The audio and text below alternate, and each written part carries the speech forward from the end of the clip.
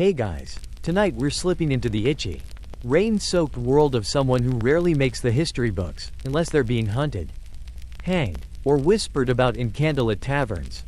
You're not a knight, not a noble, not a merchant, a monk, or even a particularly well-fed farmer. You're something worse. You're a medieval assassin, or at least, you're about to become one. And let's just say, it's not quite as glamorous as the scrolls might make it sound. You don't get a dramatic black hood or an exciting double life. What you get is a splinter in your backside, a cold dinner, and a whole lot of paranoia. You probably won't survive this. Statistically, most don't. Between infections, betrayals, bad weather, and badly tied shoelaces on castle roofs. Well, let's just say your life insurance wouldn't pay out even if it were a thing. So, before you get comfortable, take a moment to like the video and subscribe, but only if you genuinely enjoy what I do here. And let me know in the comments where you're listening from, and what time it is there. I always love reading those little windows into your world. Now, dim the lights, maybe turn on a fan for that soft background hum, and let's ease into tonight's journey together. You're small, bony, dirty, probably. You're maybe 11 or 12, not that anyone's counting. The year? Doesn't really matter. Somewhere between the end of the plagues and the start of the next war. Your name? Doesn't matter either. Not anymore. You've been called Crow. Boy, that one who keeps dropping things, and occasionally, you there. But now, you'll be called Nothing. Silence is the rule. Silence is everything. You live in the southern quarter of a walled town whose name is long and mostly mud. Your house is made of wood, patched with old cloth and wishes. One night, just as the rats are settling down and your mother's asleep with her back to the wind, a man taps the window with a spoon. Tap, tap, pause, tap, tap. You ignore it. Tap. You get up. At the door is a man with a cloak so black it seems to drip darkness. His beard is a twisted thing, gray and wiry, and his eyes are a soft sort of dangerous. Come on, then, he says. You've been noticed. You're still barefoot when he throws a sack over your shoulder and leads you away. Not by force, just expectation. It's oddly polite, like being kidnapped by your disappointed uncle. You walk for days. Sometimes you ride. Sometimes you cling to the back of a turnip cart. The man doesn't speak much. He hums tunes you don't know. One night, by firelight, he teaches you how to kill a frog with your thumbs. You'll need to know this, he says. Pressure points. Delicate work. You want to ask why anyone would kill a frog like that. But you already understand the answer. To prove that you can. By the end of the week, you're in a crumbling manor house built into a hillside. It smells like old wine and older feet. There are others, kids. Mostly. One has a scar shaped like a thumbprint. Another has no eyebrows. They sleep in rows, on sacks of hay, heads nestled between their knees like folded laundry. Welcome to training. Your first task is simple. Don't speak. Not for 3 days. If you speak, you don't eat. You last a day and a half before accidentally shouting, "Ow," after stepping on a nail. No food for you, but a pat on the back. Better than the last one. The man says. He has a name, but you're never told it. You call him Master because everyone else does. Even though it feels silly and vaguely dramatic. He teaches you to move silently. Balance on rafters. Blend into a crowd of peasants, even though you are, in fact, a peasant. But you learn how to look like one who doesn't matter. Which is apparently a separate skill. One afternoon, you're made to hold a rat without flinching. It bites you. You don't flinch. That earns you a crust of bread with a suspicious smear of something vaguely green. The guild isn't glamorous. No banners. No oaths. No secret handshakes. Just rules. Rule 1. Don't be seen. Rule 2. Don't be known. Rule 3. Don't care. You break all 3 within your first month. The master is unimpressed. You're either the worst recruit I've ever trained, he says, or the luckiest. Time will tell. You practice poisons next. Belladonna, nightshade, a curious paste made from boiled toad and vinegar. You're told to test it on insects. One kid named Tom tests it on his own fingers.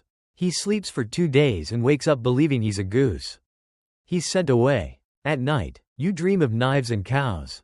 Sometimes both at once. You try to meditate, but the hay is itchy and the wind sings lullabies about your future victims. Still, you train. One day, a test, a live target, a goat, Not very noble. But a body is a body. And practice is practice. You slip the poison into its feed and wait. It eats, chews, wanders, and then nothing happens. The goat burps. You failed. But the master nods anyway. At least you didn't poison yourself. Progress. You try again. This time, you succeed. The goat lies down gently, sighs, and is gone. You feel terrible. That goat had kind eyes. Weeks pass. You learn how to forge seals, mimic handwriting, climb turrets, and steal apples without being noticed. That last one is your favorite. You're very good at apples. Less so at climbing. You fall twice and crack a tooth. The master calls it a character-building inconvenience. You have no real friends. Only co-trainees who might betray you if it meant less soup. One girl, Elsha, shares her candle with you one night. That counts as intimacy. She disappears the next day. Rumor says she was caught stealing maps. Or maybe she graduated. You never find out. Historians still argue whether institutions like this really existed, whether assassination guilds operated in cold stone halls, training orphans like some twisted boarding school. Some say yes, citing records of unseen couriers and handlers. Others dismiss it as paranoia. Shadows exaggerated by frightened kings. But you know better. You are the paranoia. At last, you're given a token. A small, curved blade. Simple. Rusted at the edge. It's not the knife, the master says. It's the silence behind it. You're ready. Or so he claims. In truth, you're exhausted, malnourished, sleep-deprived. You can recite 36 aliases and kill a pigeon with a spoon. But your hands still shake when it rains. You miss your mother, even though she sold you for a single silver coin and a sack of onions. One morning, you wake to find a sealed letter by your bed. No instructions, just a name, a town, a date, your first mission. And so, with a sack of tools, a pocket of crushed mint leaves, and a heart that beats a little too loud, you step out of the manor. The world beyond is vast, gray, and humming with danger, and you're expected to kill someone in it. You walk for hours before realizing you're lost, but pretending otherwise. Your boots, if they can still be called that, are held together with twine and quiet desperation. Every step squishes with the accumulated memory of puddles, horse droppings, and whatever that was back in the alley behind the tavern. You're told the target lives in a small town near the coast. You're not told where the coast is, or the town, or the target's actual face. For that matter, you do, however, have your blade, and a pouch full of weirdly aromatic herbs, and something the master called insurance, which turns out to be a second blade hidden inside a hollow bread roll. He called it brilliant. You call it very stabby bread. The road is muddy, always muddy. Your cloak doesn't really work. It sort of hangs from your shoulders like a disappointed curtain. At night, you curl beneath bushes or inside empty chicken coops, always mindful that chickens, apparently, remember faces. One evening, you meet a trader who tries to sell you a half-eaten turnip and a book written in a language no one speaks. You buy the turnip. It tastes like secrets. The book makes a good pillow. And then there's your gear, the so-called tools of the trade. You imagined gleaming daggers, silent poisons, perhaps a crossbow that folds into a comb. What you get is a tiny blade that keeps snagging on your thigh strap, a bottle of liquid that smells like death and pickle juice, and an outfit that makes you look more like a depressed jester than a killer. Let's talk about the boots again, because they deserve attention. You wore them back when they were whole leather, thin, but passable. Now, each sole has split like an overripe melon. The left boot leaks with a distinctive squelch that gives away your position even to sleeping squirrels. The right one simply refuses to bend. So you limp in rhythm, squelch, thud, squelch, thud. It's not the sort of cadence that inspires fear. You pass through villages. Some welcome you with suspicious stares. Others ignore you completely. One throws old onions. You take the least moldy one for dinner. People don't ask who you are. That would require effort. You're a traveling nothing, a boy, a shape, a shadow trying not to sneeze. You meet a washerwoman by a stream. She has kind eyes and 3 teeth. She offers you advice. If you're running from the king, don't wear red. You're not wearing red. Good. Also, she adds, never trust a man who whistles through his nose. You thank her and make a mental note, even though you're not quite sure what that means. One night, You sleep in a barn beside a horse named Melchior. He kicks in his sleep. You learn that the hard way. You also learn that straw makes for decent bedding, if you don't mind the smell of goat farts and the occasional rat snuggle. In the mornings, you stretch. Your back cracks in ways that suggest you're aging backward into tree bark. Breakfast is usually whatever didn't crawl away in the night. Mushrooms, old bread, some mysterious dried fruit that might be a plum. Your hands are always cold. Always. Even when wrapped in cloth. Even when tucked into your armpits. They never seem to warm up. Like they're rehearsing for the cold life you've chosen. Eventually, you find your town. Sort of. The sign has fallen over. Someone painted a smiley face on the back. You think it's called Loonfeld. Or maybe Lumfiel. Either way, it smells like fish and regret. The streets are narrow. The roofs lean over like gossiping neighbors. And everyone seems to be carrying turnips. You pretend to sell spoons. No one asks why you only have one. They assume you've been robbed. Or that you're new. You rent a bed. It costs 2 copper coins and your promise not to bleed on the floor. You give them the coins. And the promise. Only one is reliable. Your room is a small square with a slanted ceiling, a straw mattress, and a single candle that sputters like it's dying of boredom. You sit and stare at your reflection in the windowpane. You're thinner than you remember. Hungrier. Sharper in the eyes. Like the world has been slowly carving you down to your essential pieces. Then comes the surveillance. For 3 days, you follow your mark, a merchant who smells of tallow and fear. He visits the butcher, speaks with a priest, and pats children on the head. He doesn't look like a traitor. But then, neither do you. You track him through marketplaces. Shadow him past bakeries. Loiter near fountains like a damp statue. And each night, you return to your crooked bed, your unused blade, and the creeping realization that you have no idea why you're supposed to kill this man. Historians still argue whether most assassins even knew their target's crimes, or if that mattered. Some believe they worked blindly. Tools in hands that never showed themselves. Others say they were true believers. Convinced of their target's sins. You just know what you've been told, his name, his face, his end. But doubt creeps in, quietly, like a drip from a leaky roof. You notice the merchant gives money to beggars. You see him bandage a stray dog's paw. You wonder, is this a test? On the 4th day, you prepare the poison, a tiny vial, enough to silence a bull. Dripped onto a sweet bun he always buys. You wait. He reaches, pauses, walks away. You blink. He chose a meat pie instead. You watch him leave, humming. Back in your room, you sit with the untouched bun and feel like the smallest thing in the world. Later that night, someone knocks once, softly, a tap like a thought. It's the guild courier. Thin, all knees and nose. He hands you a parchment sealed with wax. Update. He whispers. Targets postponed. Wait here. Then he's gone, his cloak fluttering like a bat with too many opinions. You hide the poisoned bun in a rat hole. The rat doesn't come. You stay another week. You grow used to the town. You learn the names of streets. The smell of each bakery. The sound the bell makes when the drunk priest leans on it. You begin to almost relax. Then, without warning, you're told to leave. No reason. Just a note under your door. Return. Now. You pack your things, your one blade, your crusty herbs, your spoiled pride, and begin the long, wet walk back. And as you go, something nags at you. Not the mud, not the hunger, but the sense that you've passed some invisible threshold. That you're no longer someone pretending to be a shadow. You are the shadow. And no one ever warned you how lonely that would be. The rain greets you like an old friend who never learned boundaries. It soaks your hood within moments. Slithering down your neck like a cold finger tracing your spine. Your boots, yes, those delightful soggy contraptions, have evolved from squelchy nuisances to miniature marshes strapped to your feet.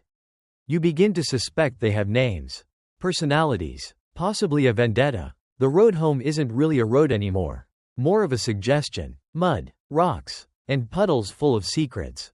One of them contains a frog who seems to judge you. You nod respectfully. Each mile feels heavier, not just because your cloak is now carrying half the forest's water supply, but because you're carrying something new, doubt. You didn't kill the merchant. Was that weakness? Or mercy? Or did you, in your quiet little rebel heart, just not want to follow orders for once? You remember the master's voice. Care is a luxury. The world doesn't pay you for ethics. Still, something has shifted. You walk slower. You think longer. You flinch less at the sight of your own reflection in puddles. It's the same face, dirt smudged, sharp around the eyes, but it doesn't blink away as fast now. You pass through 2 villages. One is eerily silent, shutters bolted tight, doors painted with white marks. Plague, probably. You keep walking. The second village smells like sheep and roasted onions. A child offers you a rock. You take it. It's warm. It doesn't help, but it feels important. When you finally reach the hillside manor, the so-called guild training hall, it looks smaller. Or maybe you are larger. Changed. Not taller, necessarily. Just more filled out. With regrets. With experience. With sore knees. The master is waiting in the courtyard, sharpening a blade that looks like it could slice a whisper in half. He doesn't smile. He rarely does. Report, he says. You hand him the note from the courier. He skims it, grunts. Did you do it? No, you answer. He looks up, not angry, just measuring. Why? He didn't eat the bun. You say, that's not quite true, and he knows it, but he nods anyway. Then the gods protected him. He mutters, sheathing the knife, or he wasn't your kill to begin with. You expect punishment, silence, dismissal. Instead, he hands you a new task, inventory duty. Congratulations, you've graduated to keeping track of spoons and poisons. You spend the next 2 weeks in the cellar, organizing vials of suspiciously colored liquids and categorizing blades by sharpness, shininess, and mysterious stickiness. It's oddly soothing. You learn that certain herbs smell like hope, and others like old feet. Some look identical but have wildly different effects. Parsley can save you. Hemlock can ruin dinner plans forever. You sleep near the shelves, wrapped in burlap and boredom. You dream of lists, knives that whisper, rats with opinions. One morning, you're summoned to the training yard. There's a new group of recruits. Wide-eyed, wobbly-legged, just like you once were. One tries to run. He makes it to the gate before tripping over a goat. You feel something twist in your chest. Not pity, memory. The master tells you to teach them basic movement. Show them how to walk like they don't exist. So you do. You guide them across gravel paths, through creaky doorways, and past candle-lit halls without snuffing a single flame. You teach them to breathe with the wind, to fall without sound, to smile like nothing matters. You don't tell them that it will matter. Eventually, you're not sure if that's mercy or cruelty. One of the recruits is a girl named Anwen. Sharp, quick, smiles too easily. She asks too many questions. Like, do we ever get to leave? And, why does everyone here look sad? You don't answer, because you don't know. Still, you notice her, not like that, more like a familiar itch, recognition. The way her shoulders tense before every step. The way she stares too long at her own hands. One night, you catch her practicing with a blade behind the stables. She's clumsy but determined. You correct her grip, silently. She nods, never looking at you. It's the closest thing to trust you've felt in months. Inventory duty ends. You're sent on another task, local. This time, no traveling, just observation. There's a night staying at the village inn. Allegedly disgraced, possibly dangerous. You're to report his movements, his contacts, his habits, standard stuff. You follow him for 3 days. He eats stew every night. He snores like a battlefield. He polishes his armor more often than he washes. You notice his hands shake. His eyes linger on children. Not in a bad way, in a haunted way. You wonder what he's done. You wonder what you'll become. Historians still debate the emotional cost of killing for coin. Did medieval assassins sleep well? Did they drink themselves to pieces? Did they weep in confessionals to priests who couldn't legally tell anyone? You don't know, but you do know that you haven't dreamed of goats lately. That feels like something. You return to the manor with a simple report. The night is tired. The master raises an eyebrow.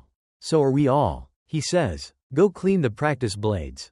Time blurs again. Days pass in a rhythm of metal, sweat, and silence. You train, you teach, you listen, you dream of snow, and bread, and a life where no one leaves notes under your door.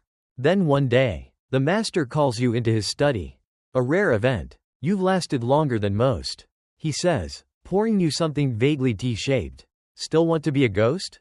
You nod. He leans back. Then it's time. He hands you a scroll, sealed in wax shaped like an owl. Fancy. Official. You don't open it yet. You stare at it, letting the weight of it sink into your bones. You'll travel west, he says. Not far, just enough to vanish. And with that, you're dismissed. You find Anwen outside, sparring with another recruit. She sees the scroll. She doesn't ask, just nods. You leave the next morning. Alone. Again. But this time, your boots are patched, your cloak is thicker, and your blade, well, it still snags sometimes, but it's yours now. Familiar. You head west, toward your next mark, and whatever you'll have to leave behind. The road west is kinder. Not kind, mind you, just kinder than the last one. There are fewer puddles shaped like tragic faces and marginally less mud trying to crawl up your legs. The trees along the roadside lean in close, like curious listeners who won't interrupt. And for once, the rain waits until you've set up camp before making itself known. Progress. You follow the path to a town called Drelmere. It smells of pine, goats, and wet chimney soot. The scroll from the master remains sealed in your pack, unopened until now. You sit under an old apple tree, bare of fruit, heavy with birds, and finally break the wax. Inside, a name, a sketch, and one short line. Target. Ivan of Hartmere. Baker. Suspected informant. No public disturbance. You stare at the drawing. Ivan looks like someone's uncle. Balding. Big nose. Smile lines. Someone who says things like, "Watch your step," when it's clearly too late. Someone who smells like bread and makes terrible jokes about rye. You read it again. No public disturbance. So, quiet, painless, invisible. You head into town. Drelmere has a wide central road with crooked cobbles and a half-collapsed fountain that gurgles like it's dying of boredom. Children play with wooden hoops. A woman sells pie that smells so good your stomach nearly defects from your body. You find Ivan's bakery easily. Warm light spills from its windows. The smell? Glorious. Cinnamon, yeast, a hint of burnt crust. You suddenly want to be a baker. You want to forget everything else. You watch him work from a bench across the street. He moves like someone who trusts his body. Efficient, calm. He laughs with his apprentices. A wheezy chuckle that carries even through closed shutters. He's not what you expected. For 2 days, you observe. He never meets with cloaked strangers. Never sends pigeons. Doesn't even have a cellar suspiciously filled with scrolls. He just bakes and tells bad jokes. You ask around, discreetly. A toothless blacksmith says Ivan gives out bread to widows. A bored tavern boy says he once saw Ivan cry when a goose died. You nod, pretending you're writing a poem. But here's the problem. You believe them. Historians still argue whether figures like Ivan were ever truly informants, or simply targets of political paranoia. In many records, bakers and innkeepers appear as spies. But how many were real? How many were just convenient? You try to follow him at night. He locks up at dusk and goes home to a cottage with a drooping roof and too many flower pots. You climb a tree to peek inside.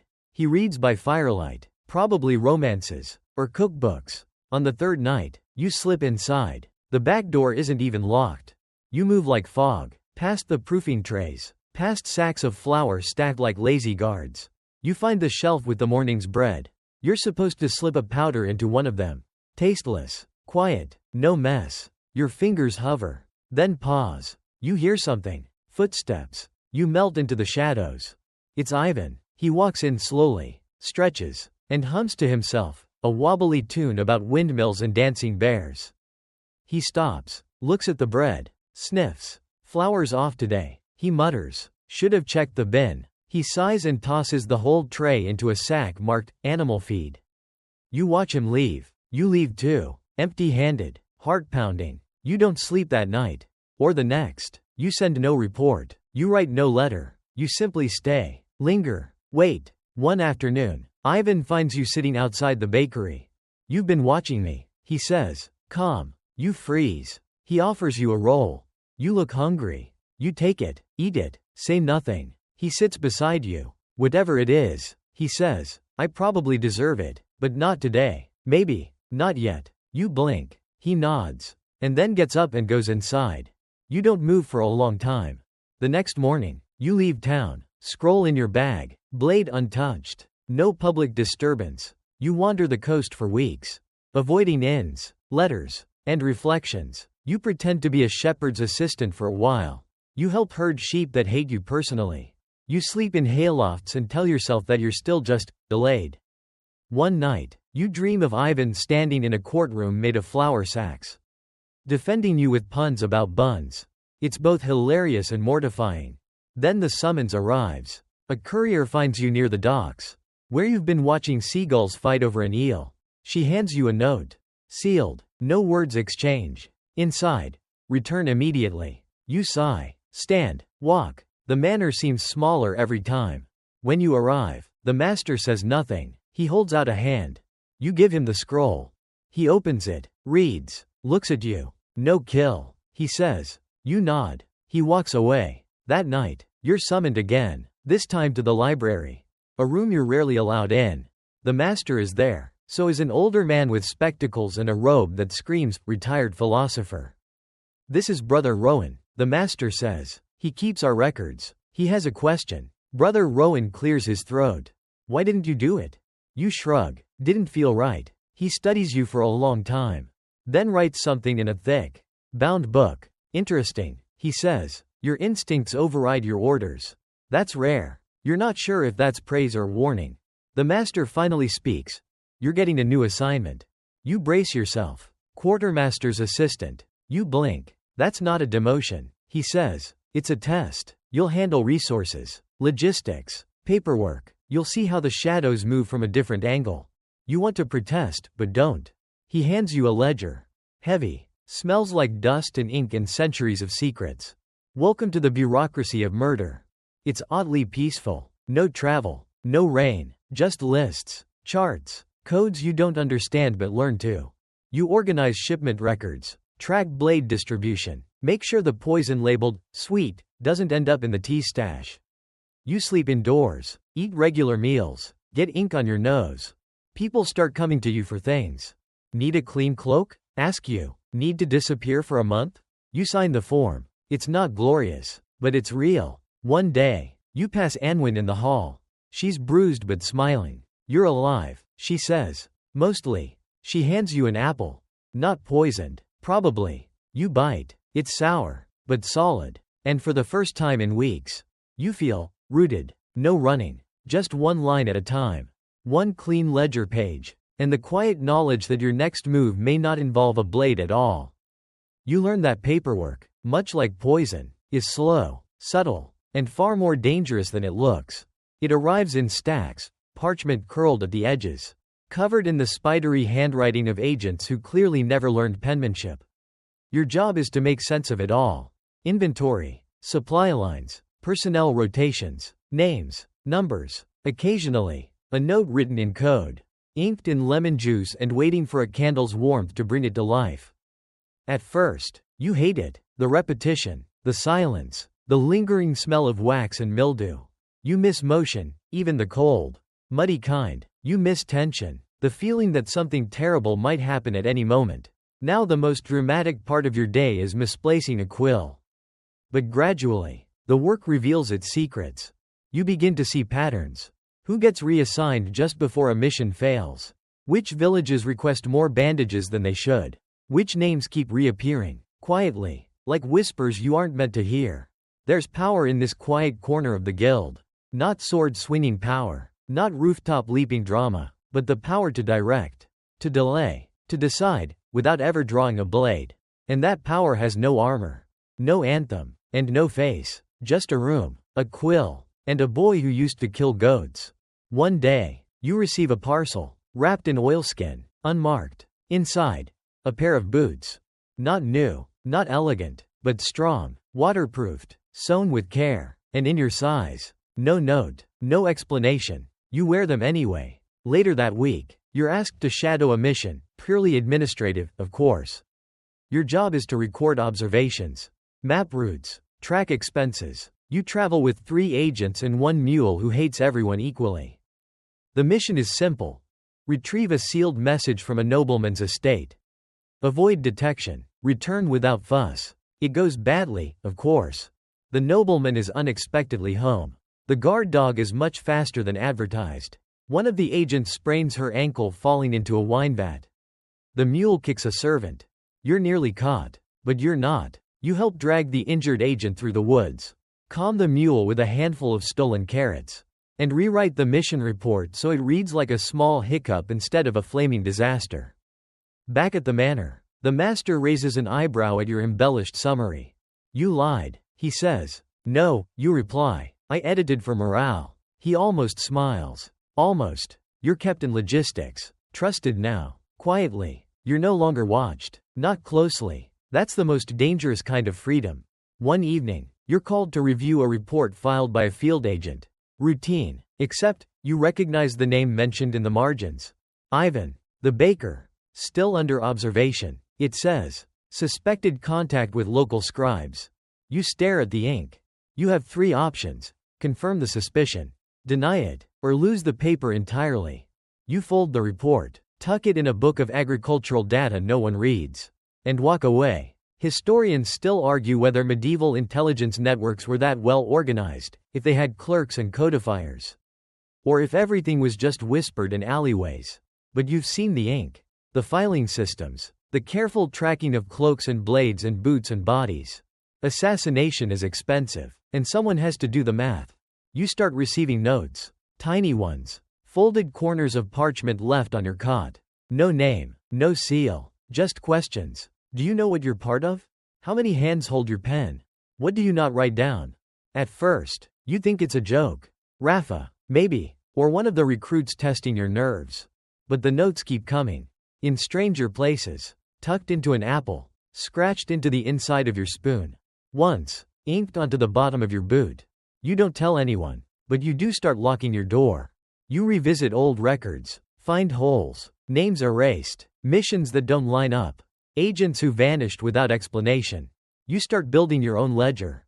A secret one, just initials, places, dates, a shadow of the shadows. Then, one night, a knock, not the coded knock, just a soft, human tap. You open the door. Anwen. Older now, still fast, still smiling too easily. I need to show you something, she says. She leads you to the old cellar where you once organized blades by sharpness and stickiness. There's a wall panel loose behind the wine crates. You never knew. She pulls it aside. Inside, scrolls, dozens, hidden reports, names that don't appear in official ledgers. Targets who were never traitors. Missions that never had to happen.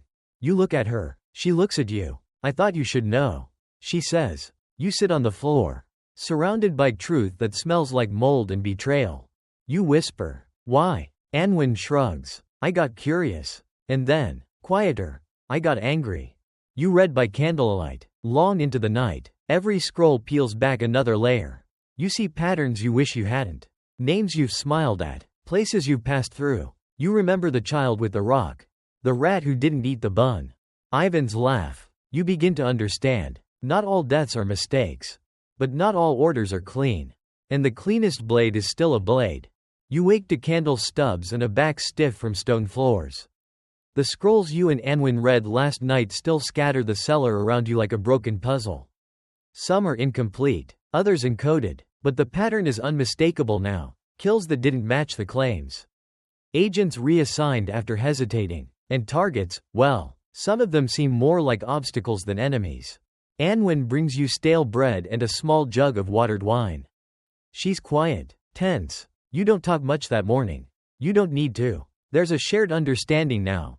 You're both inside something vast. Something designed not just to erase lives, but to erase memory. To write and rewrite the history of who deserved to live, and who didn't. But there's no grand rebellion. Not yet. Just more ink, more silence. You return to your ledger.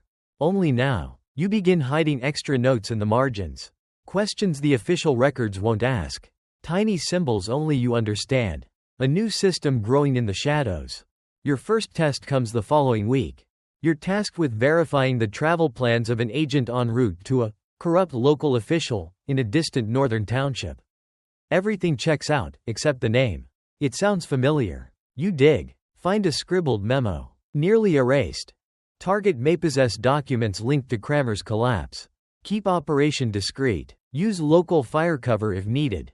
Fire cover. You remember Kramer. An old city burned in a single night under the excuse of containment.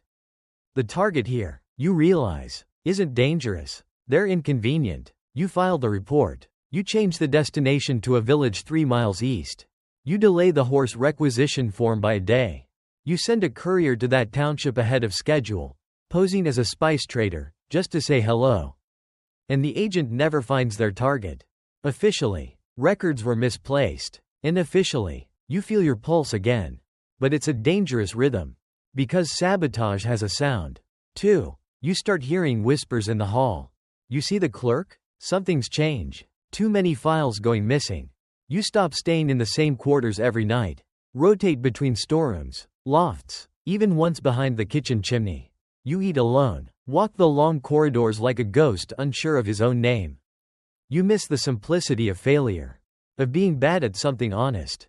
One afternoon, while reviewing inventory manifests, you come across a blade listed under a code you've never seen, Orem Dusk. Line 7. It's signed out to a name that shouldn't be there, someone who died 2 winters ago. You pull the physical file.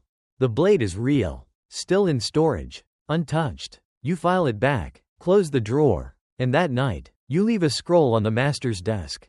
Code discrepancy, likely clerical, recommend audit. It's small, meaningless, unless he reads between the lines.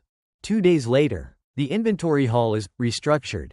3 agents reassigned. The blade disappears again, but this time, with a new signature. Anwen. You confront her behind the chapel ruins. I didn't know you could forge like that.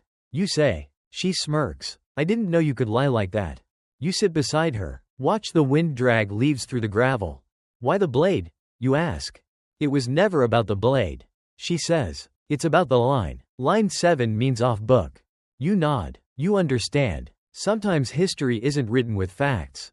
Sometimes it's written with what isn't recorded. Historians still debate whether medieval intelligence agencies actually had rogue internal factions, agents working to subvert missions. Blur lines, or shield targets. Some say it's myth, born from romantic tales of noble spies and secret oaths. Others insist the footnotes, the discrepancies, the missing names, they tell a different story. You're beginning to believe the footnotes. You and Anwen start exchanging symbols. On corners of ledgers. On unused candles. On the back of inventory receipts. A silent ledger within the ledger. One afternoon, you catch her slipping a modified requisition order into a file. She glances at you. You don't speak. You just nod. The routine continues. You file forms. Approve travel. Stamp parchment with wax that smells like smoke and authority. But now, each stamp carries weight. You reroute a mission meant for a midwife accused of dangerous speech. You intercept an order targeting a shepherd whose only crime seems to be literacy. Each success is small, invisible, but every spared name is another breath in your lungs. Until one goes wrong. Anwen goes silent for 3 days. No notes. No sign. You find a knife embedded in her cot. A warning. You sit beside it. Read the blade. It's etched. One word. Balance. Someone knows. And you're next. You go underground. Literally. There's a network of storage tunnels beneath the manor, half forgotten. Filled with dust and memories. You sleep there now, among crates of dried lentils and expired scrolls. Your new bedmate is a mouse you name Historian. He's a good listener. Days pass. You remain invisible. On the 7th day, a note slid under the door of the old bakery kitchen, where you sometimes leave food behind for strays. Dawn, by the arch. Come alone. You do. Because of course you do. It's Anwen. Bruised. Alive. Pulled me in for questioning. She says. Didn't break me. Didn't kill me. You wait. There's another faction. She whispers. They call themselves the Ledger Keepers. Quiet ones. Bookish. But powerful. They're watching us. You blink. Are they enemies? Depends. She says. On whether we survive. She presses something into your hand. It's a key. Small. Rusted. Wrapped in parchment. To the silent room. It says. You know where that is. You've passed it 100 times. You've never once dared to open the door. Until now. The silent room isn't marked on any map. It isn't spoken of in the training manuals or etched in the margins of the dusty blueprints you once memorized for fun. Back when hiding in cellars with onions and ledgers felt like an exciting promotion. But you've passed it. Oh yes. 100 times. It's buried beneath the oldest part of the manor. Past the narrow corridor where the stones sweat and the air tastes faintly of candle smoke and forgotten prayers. A single door, iron-banded, with no handle. You once assumed it was bricked shut. But now, with Anwen's key digging gently into your palm, you realize it's been waiting. You come alone. At dawn, the world above the stone seems quiet, almost reluctant to begin. Birds hesitate in the trees. Even the rats in the granary seem to be sleeping in. You insert the key. It turns with a click so soft, you almost think it didn't happen. The door swings inward. Inside, darkness, dry and complete. Your candle casts a reluctant pool of amber. The room is small, square, low ceiling, no windows, but shelves everywhere. Scrolls, ledgers, folded papers, wax seals, thread-bound books. You step inside. The silence hums, heavy, watchful. On a table in the center, a book already open. You approach, slowly. It's a personnel log, but not like the ones you keep. These names aren't known to the official files. They are people who never existed, at least not on paper. Some with missions completed, others marked, vanished, a few with strange symbols next to their names. One entry catches your eye. R. File. Status. Ghost. Notes. Ledger disputes. Eyes open. You remember File, a wiry boy who once hid biscuits in your training boots. Disappeared a year into training. Officially reassigned. But here, in this silent ledger, he lives on. You read further. Some names are crossed out. Some have been overwritten. You see Anwen's. Twice. Her first record ends abruptly. The second includes a short line, balance tested. Key granted. Your stomach tightens. Because then you see your name. Well, not your name, your assigned mark. Subject 46R. Phase 2. It lists your training date, your assignments, and a column labeled Deviation Index, Moderate. You're not sure if that means you're failing, or becoming something they didn't plan for. A second note below. Monitors removed. Observer deflected. Let the shadow walk. You exhale. Someone in this room, past or present, wanted you off leash. You take the log, not the whole book, just your page. You fold it, slip it into your sleeve, and back away. You don't close the door behind you. It closes itself. Outside, the air feels thinner, sharper. You find Anwen sitting near the herb garden, plucking mint leaves for tea she doesn't intend to brew. They let you in, she says without turning. You sit beside her. You don't speak for a while. Then, what does ghost mean? She shrugs. No orders, no leash, still under watch. So free? No, she says. Just not owned. You nod. That sounds right. The next week is quiet. Too quiet. No new assignments. No odd shipments. No scrolls to decode. Which means, of course, that something's brewing. You keep your routines. You file things. You reorganize the salt cellar for no reason other than the illusion of control. And then it comes. A call to the practice yard. Everyone, even the kitchen staff, even the bookkeepers. The master stands before you in his full dark coat. A rare sign that ceremony matters today. We are compromised, he says. A murmur. 2 agents failed to return. Notes were intercepted. We suspect a breach from within. Your spine tenses. He continues. Everyone will be reviewed. Rooms searched. Ledgers checked. You glance at Anwen. She doesn't blink. Later that night, your quarters are searched. They don't find your page. Because you keep it where no one looks. Sewn into the lining of your boot. The new ones, the quiet ones, they do find a ledger with irregular ink. You explain it away, ink shortage. Older quill. You throw in a joke about mules. They laugh. The master says nothing. He watches you for too long. And then leaves. Anwen disappears again for 2 days. When she returns, she's changed. Calmer, but colder. Like she's seen something she won't ever describe. You don't ask. Instead, you pass her a folded slip in the corridor. A name, a town, a mark. She glances at it, then at you, then nods. Sometimes sabotage is subtle, and sometimes it's just telling the right person the truth. Historians still argue how much trust could really exist between assassins. Did they bond like brothers? Betray like snakes? Or simply orbit one another? Blades kept dull out of mutual exhaustion? You and Anwen? You're not friends. Not quite. But you believe each other. And that might be rarer.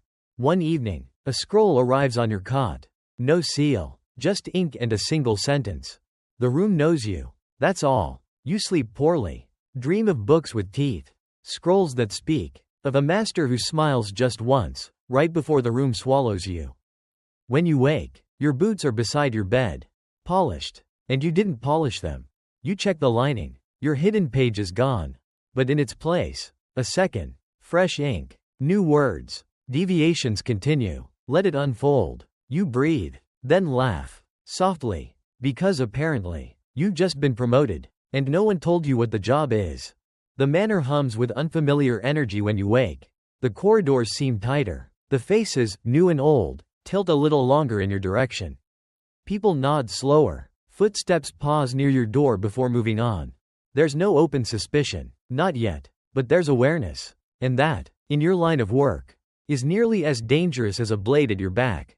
The woman who replaced the master, you learn, is called Matrice. No last name. No origin story. Just that one crisp syllable. Like a page turning. She wears black gloves even when it's warm. She reads everything. And she talks to no one for very long. You're summoned to her office 3 days after returning from Southwatch. The walls are lined with maps, some real, some altered, some entirely made up. You know because you once helped catalog the ones that aren't supposed to exist. She gestures for you to sit. Doesn't ask. Doesn't smile. You're being reassigned, she says. Voice like polished stone. You nod. Wait. She pushes forward a scroll.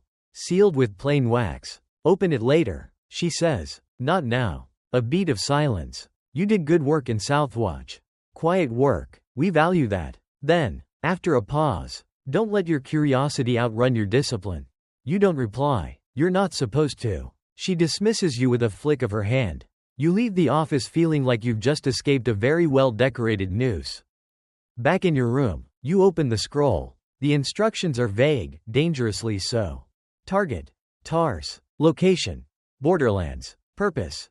Verify allegiance. Intervene if necessary. Intervene is a wide, hungry word. You pack your things. Again. By now, you're quick at it. Blade. Ink. Ledger. Old travel cloak that still smells of mint and fear. You find Anwin before leaving. She's in the old greenhouse, sharpening a quill on a whetstone, which is wildly unnecessary and very Anwin. I'm leaving, you say. She doesn't stop. Mission? Sort of. Need help? You want to say yes. But this isn't the kind of mission that allows help. No, you say. Just stay near the books. She glances up. I always do. The road to Tars is long and slanted. Like the world is slowly trying to push you sideways. You pass through abandoned watchposts, burned-out barns, and one utterly cheerful turnip festival where no one knows what a ledger is. And you are blessedly forgotten for half a day. Tars is barely a town. More of a crossroads where people trade rumors and bad cider. You take up residence in the loft of a carpenter who sleeps like a bear and charges you 1 copper and a favor he'll call in whenever the moon looks smug. You nod. You've heard worse bargains. Your target is a man named Gavrin, rumored to be a sympathizer with one of the older, now banned guild splinters, the Knotted Path. A group said to believe in transparent killing, no secrets, no shadows, no false motives. You find him working in the fields. Tanned, wrinkled, possibly 50, possibly 200. He sings when he digs, talks to his goats, smiles at everyone. He shouldn't be dangerous, which makes him very dangerous. You watch. For days. Nothing suspicious. Unless you count how deeply he cares about everything. One goat sneezes, he makes tea for it. A boy falls from a tree. Gavrin brings him honey bread and tells him stories about how falling is just flying in reverse. You ask a few questions around town. Low, casual, wandering. People like him. They don't know him, but they like him, which is rarer. Eventually, you meet him. Not by plan, by accident. You're crouched behind a haystack that turns out to be his haystack. You planning on ambushing the wheat? He asks. Without turning, you freeze. Stand. Brush hay from your sleeves. I was just observing, he finishes. That's what they usually call it now. You blink. He smiles. Come, let's have cider. You sit across from him at a crooked wooden table. He pours cider. It's terrible. You drink it anyway. I know who you are. He says. You don't. He nods. True, but I know what you are. That's often more useful. You hesitate. You're not scared. You say, "Scared?" He laughs. "My friend, I've dodged spears, married twice, and raised 3 goats who think they're royalty. Death isn't scary. Pointless death is. You don't kill him, because he offers no resistance. And because deep down, you don't know what he's done wrong. You report nothing. Instead, you stay. A week. 2. You help him plant new rows. You clean wounds. You listen. And finally, one afternoon, he says, I have something for you." He disappears into his cottage. Returns with a scroll. It's old, stained, familiar seal. You open it. It's a list. Names, including yours, marked, pending loyalty evaluation. And below that, scrawled in newer ink, let the branch bend before it burns. You look at Gavrin. He nods. The knotted path never died. We just learned how to tie smaller knots. You return to the manor after nightfall. No fanfare. You drop your travel ledger off in the archive, except one page. That one, you burn. Not for secrecy. For clarity. Historians still argue about ideological rifts in clandestine orders. Did internal rebellions happen? Were there moral codes among murderers? Was there ever such a thing as an ethical assassin? You don't know. But you do know this. The lines are blurring. And you are becoming something no one taught you how to be. You return from Tars with the taste of ash in your throat, not from danger or exhaustion, but from that one page you burned, and the knowing look Gavrin gave you as the flames curled. You carry the rest of the mission as if it were made of glass, light in your pack, but constantly on your mind.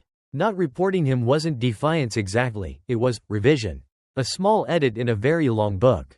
Back at the manor, things have shifted again. The air feels tighter, like someone is constantly holding their breath in the next room. Matrice is still in power, but less visible. Meetings happen in smaller groups now. Ledgers are cross-checked more often. Scrolls arrive double-wrapped, and someone's been reading your files. You can tell. The seal on your drawer is smudged. Your coded notes are back in a slightly different order. A single sheet of parchment, blank, deliberately so, has been tucked in where your personal ghost ledger used to sit. It simply says, "We see." You spend the next 3 nights reorganizing your backups. You move your shadow records to a different ledger altogether, hidden behind a false recipe book in the kitchen archives. The ingredients for goat leaf stew contain at least 3 kill orders, 2 location codes, and a gently mocking haiku about Matrice's cloak. Anwin visits you late on the 4th night. She doesn't knock, just slips in through the storeroom window and sits at your table like she never left. "They're watching me too," she says, unwrapping a bruised apple. "Even Historian's gone." You blink. "Historian?" She frowns. "Your mouse. The one that nested in your boots. You named him Historian. You didn't mean to name him. But, yes, he was yours, I think." She adds, "Someone's clearing the ledger." Slowly, quietly. You think about Fael. About the crossed-out names in the silent room. About your own page, marked deviation moderate. Then you say the thing you haven't said yet. "I don't know who I work for anymore." Anwin chews thoughtfully. "Welcome." You spend the next week doing nothing suspicious. You approve supply lists, audit boot requisitions, verify a shipment of rope that you strongly suspect has been shortened by 2 meters but are far too tired to argue about. All of this is cover. Because behind the scenes, you and Anwin begin testing for weaknesses. She replaces a single entry in the travel logs. An agent headed east becomes an agent who never left. You watch to see if anyone corrects it. They don't. You forge a mission report dated 3 months in the future. You slip it into the files with a flourish. No one notices. At least not right away. Which means Matrice's ledger isn't airtight. And whoever's watching you, they're either lazy, overworked, or more curious than combative. Then the assignment arrives. Sealed. Direct. No ambiguity. Target. House Brennan. All members. You freeze. Because House Brennan is not a person. It's a family. A noble one. Mid-tier. Allegedly sympathetic to dissident ideals. Which in your experience could mean anything from reading banned scrolls to not bowing quite fast enough. You study the names. A mother. 2 sons. 1 daughter. A baby. And no specific crime listed. Just resolve. Quietly. You don't even read to the bottom before closing the scroll and walking it straight to the fire. The flame takes it without question. But the smoke lingers, Historians still argue whether full family eliminations were standard practice or rare exceptions. Some believe such orders were forged or exaggerated after the fact. Others insist they were all too common, especially when bloodlines carried unwanted influence or memory. You think of the Brennans, unknown, unread, already marked to vanish, and something in you snaps. It doesn't feel dramatic. It feels quiet, like a curtain falling. You seek out Anwen. We need to leave, you say. She looks at you for a long time. Now? No. Carefully. She doesn't argue. She just nods. We'll need help. You begin to recruit. Not loudly. Not directly. Just subtly. You start sharing assignments with a few agents you trust. Offering small edits. Delay this. Reroute that. Lose this scroll. Some obey. Others ask questions. A few stop showing up altogether. You file their names in the new ghost ledger. The one you keep in your boot. Again. You also start mapping exits, corridors, tunnels, secret supply routes. You memorize guard patterns. You practice your old climbing drills. All of this under the guise of a facility audit, of course. Matrice herself signs off on it. Irony, you suppose, counts as armor now. Then, one night, a scroll on your cot. Not in your hand, not in your code, just 3 words. Do it soon. And beneath it, a tiny drawing. A mouse. Historian. You stare at the scroll for a long time. The clock is ticking. You don't know who sent it. But you know what it means. The culling has begun. And if you're going to survive, you can't just walk the shadow path anymore. You'll have to set a fire. And hope the right people find warmth before the wrong ones bring water. You don't sleep that night. Not really. You lie on your cot with your eyes closed. But your mind plays a full parade of worst-case scenarios. Every step of the escape plan looping over and over like a bad street juggler who refuses to stop dropping the knives. Morning breaks gently, which feels inappropriate. The sunlight glows warm and soft through the eastern windows. And the air smells of rosemary bread from the kitchens. You half expect someone to knock and offer you jam. Instead, a crow lands on your sill. One leg, no message. You take it as a sign. You spend the day in calm routines. You sharpen 2 dull blades. You organize the ink shelf by viscosity, a habit Anwen once called soothingly obsessive. You audit a fake requisition for soap you know doesn't exist. Everyone thinks you're in maintenance mode. But below the still surface, the plan unfolds. Anwen spreads the word, coded, quiet, through the cleaning shifts and the food runners. A phrase here, a chalk mark there. The message is simple. Midnight, West Corridor, light shoes. Say nothing. You test the door mechanisms on the west side. A half-forgotten passage sealed years ago after a storage collapse. You know, because you helped file the accident report. It wasn't your fault. Probably. Turns out, the door still works. Stiff hinges. Cobwebs. But passable. You clear it. Hide supplies. 2 cloaks. Rope. Food. A ledger with half the names changed and the other half blanked out entirely. You meet Anwen in the chapel ruins. She brings 3 others, faces you know. People you trust. One of them is Rin, the cook's cousin who once saved your life by serving a bowl of soup 10 seconds late. Why now? She asks. Not accusing, just curious. You answer with the only truth you've got. I'd rather be hunted for surviving than remembered for obeying. She nods. That night, just after the bell marks the changing of the first watch, you move. Quiet. Clean. No blades drawn. No warnings left. You slip through the manor like you've always belonged in its walls. Because you have. And now, you don't. The passage creaks once. You freeze. No one follows. No alarm. You pass into the outer tunnels and vanish into the night. It feels like exhaling after a lifetime of holding your breath. You walk until dawn. Then further. And further still. The road stretches ahead. Unfamiliar and honest. The stars overhead blink gently. Like they approve. But freedom is not the end. It's the beginning of a new risk. And you learn quickly. Being an assassin on the run is far harder than being one employed. You burn your cloaks. Swap boots. Change names twice before breakfast. You sleep under overturned carts and in friendly barns. You don't ask for help. But sometimes it finds you. Once, in a village near the marshes, an old woman offers you soup. She doesn't ask your name. She just says, "You're the one who hesitated."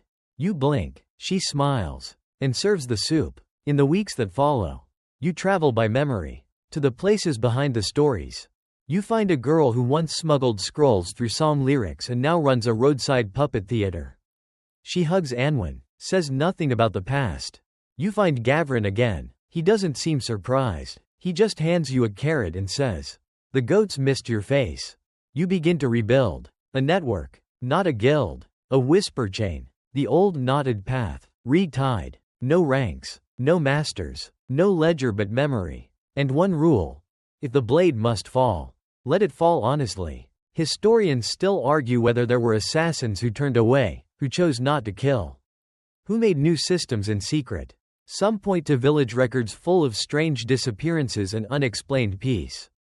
Others claim it's fiction, written centuries later to comfort nervous monarchs. But the road says otherwise. And so do the survivors. You settle in a low village beneath a hill of wind-carved stones. You build a home out of old wood and hopeful blueprints. You take a new name, simple, forgettable. You grow herbs. Anwen teaches kids to throw pebbles at fruit without bruising it. They think it's a game. Sometimes you still dream of ledgers, of ink-stained gloves, of silence, but mostly you sleep. One day, a courier arrives, young, nervous, wearing boots far too large. He hands you a scroll. No seal, just 4 words. Are you still walking? You smile. Because yes, you are. And you know now, you always will be. You spend the next several weeks pretending not to be dangerous. It's surprisingly difficult. You rise with the sun. Sweep the floor of your cottage, which always manages to gather more dust than it should. And tend the little patch of earth that passes for a garden. You grow herbs mostly, lavender, sage, mint, things that smell trustworthy. Things that say, "I make soup," instead of, "I used to record poison dosages in code." Anwen lives 3 houses down. In a cottage with uneven shutters and 2 cats that hate each other deeply but nap side by side anyway. She teaches reading to local children now. Using old merchant ledgers she's turned into storybooks. One kid asked why there were numbers in every tale. And she told him it was to keep the dragons accountable. You still carry your knife. You still sleep with one eye sort of open. But mostly, life is quiet. Too quiet, if you're honest. So when a traveling peddler stumbles into town with a busted wheel and stories to trade, you're the first to offer help. You don't ask his name, but he gives it anyway, Ket. One of those names that could be real or could be a test. You don't press. He talks a lot. About roads and kings. About taxes and songs. You let him talk. And then, casually, he mentions a name. Matrice. You freeze. Smile too slowly. He doesn't notice. Or pretends not to. She's gone quiet, he says. Or so they say. You ask who they are. He grins. Whispers. Scared ones. Same people who once swore the manor never existed. You nod. Offer him tea. Your hands don't shake. That night, you and Anwen meet behind the old bakery. It's long since shut down. But it still smells like warmth and dust and memory. She's not dead, Anwen says, before you even speak. No, you agree. Just hiding. Or hunting. Neither of you say the other thing aloud. But it hovers there. She's waiting. You review what you know. Since leaving the guild, a few others have found you. Quietly, carefully. You've helped some vanish. Given others new papers, new names, new lives. You've even had to turn a few away. Those who wanted vengeance instead of escape. You can't build something new from blood. But now, with Matrice's name drifting back into the air like wood smoke, you start to wonder, how long before the old system starts sniffing out the pieces it lost? You double-check your caches. There are 3. One beneath the roots of the old oak tree. One in the hollow brick by your hearth. And one, just to be safe, sewn into the hem of your curtain. Each contains a blade, a vial, and enough coin to disappear again.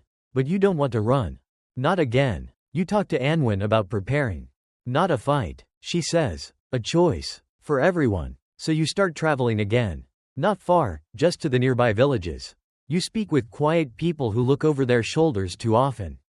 You teach them small things. How to walk silently. How to read false dates and letters. How to listen past what's being said. You don't call it recruitment. You call it education. But the line's blurry. And you know it. One night, a scroll is left at your door. No courier. No footsteps. Just the scroll. Inside, a list of names. Some you know. Some you hoped were safe.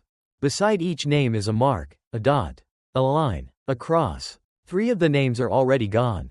You burn the list. Not in anger. In mourning. The next day, Ket is gone. So is his cart. And his wheel was never broken. You and Unwind packed that night. Not to run. Not really. To move. To adapt. To become something else before the past catches up. You leave word with those who trust you. You light 1 lantern at each corner of the village before you go. A signal only 3 people on the continent would recognize. One of them is Matrice. The other 2 are already following your trail. You find shelter in the hills. An old monastery ruin turned herb farm. Quiet, wild, defensible. You begin again. And you keep moving. Because now, you realize, you're not just trying to stay ahead. You're trying to stay visible enough that others can follow, without being caught yourself. Historians still debate whether resistance cells among assassin networks truly existed. Some argue there were codes of honor, renegade teachers, and gray agents who disrupted orders from within. Others claim it's just romantic storytelling, wishful thinking from people who want villains to be conflicted. You don't care what they think, because you've seen the real records, and they have names scratched out in 2 straight lines. You start writing your own, not for revenge, not for glory, for the ones you couldn't save, and the ones still out there, trying to remember who they were before the silence swallowed them. 1 page at a time.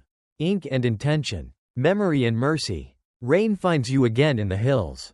Not the bitter, slicing rain of your apprentice days, but the kind that drapes itself over the land like a heavy blanket, softening every sound and turning the world into a watercolor.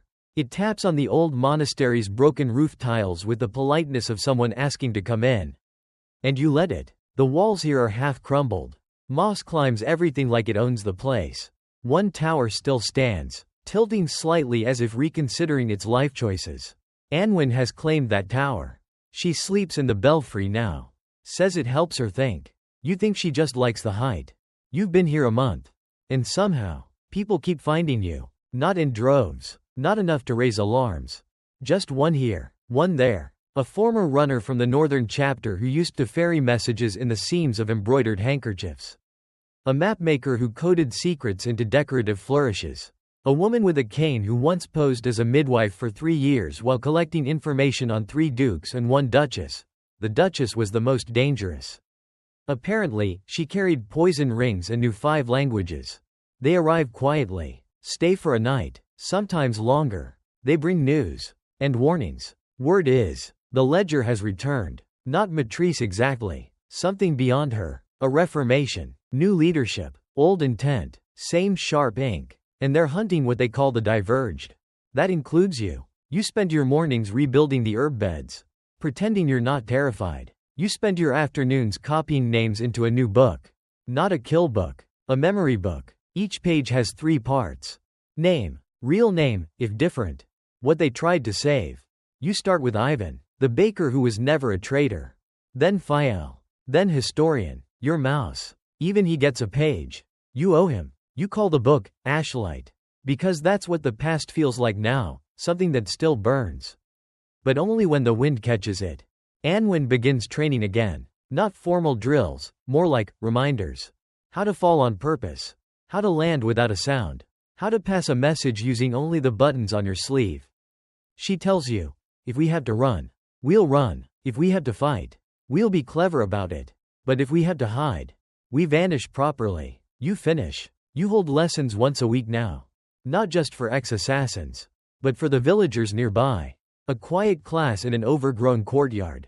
Disguised as meditation. You teach them how to observe. How to remember details. How to notice patterns. You call it weather reading, and most accept the cover. But some know better. And those are the ones you start to trust. Then, one evening, a visitor arrives without warning. No introduction, no cloak, just a man in simple boots and a faded tunic, standing by the broken arch like he's looking for someone to explain the joke. You go to meet him. Alone. He smiles, slightly, doesn't blink enough. I'm not here to arrest you, he says, comforting. I'm not here to join, either. So? I want to learn why. You blink. Why what? He gestures vaguely at the ruin. The hills. The people you're slowly collecting. This. All of it. You walked away from an empire. Why? You think. You don't give him the poetic answer. Though your head offers up a few. You just say. Because obedience without memory becomes something else. He nods, quiet for a long moment. Then he says, they know where you are. But they haven't come. That means they're not ready. You raise an eyebrow. And you're telling me this because. He shrugs. I used to be like you. Then he leaves. You never learned his name. You double the night watches that week. Anwen doesn't say, I told you so. But her cats do. Historians still argue whether resistance havens were real, if there were outposts where agents trained not to kill, but to remember. Some say they were nothing more than temporary sanctuaries, easily broken and forgotten. But here, in your ruined tower, memory grows like moss. Thick, quiet, determined. You start building signals into the herb beds, different colored ties for danger. Safe passage, changes en route. You start etching symbols into the broken stones. And you write letters, not to deliver, to bury. One under the tree, one behind the altar, one in a jar beneath the floorboards of the old monks' quarters. Each letter is a map to this place.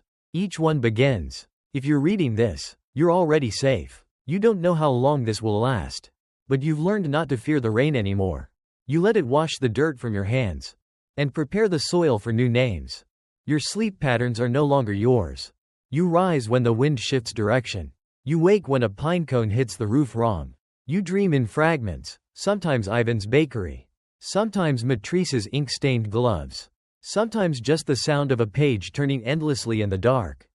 Still, life has a rhythm now. You've traded danger for vigilance. Fear for awareness. Orders for decisions. It's quieter, but not softer. The ruin is starting to feel lived in. The moss on the west wall has been cleared and replaced with a sundial that doesn't work but looks convincing. The old scriptorium, once filled with crumbled shelves and bad droppings, is now your workshop. Scrolls, herb samples, a small, well-concealed trapdoor. Anwen has trained the children in the nearest village to deliver coded messages without ever knowing it. They think they're playing a scavenger hunt game. One thinks she's in a night training guild. She's very committed. You've even found laughter again.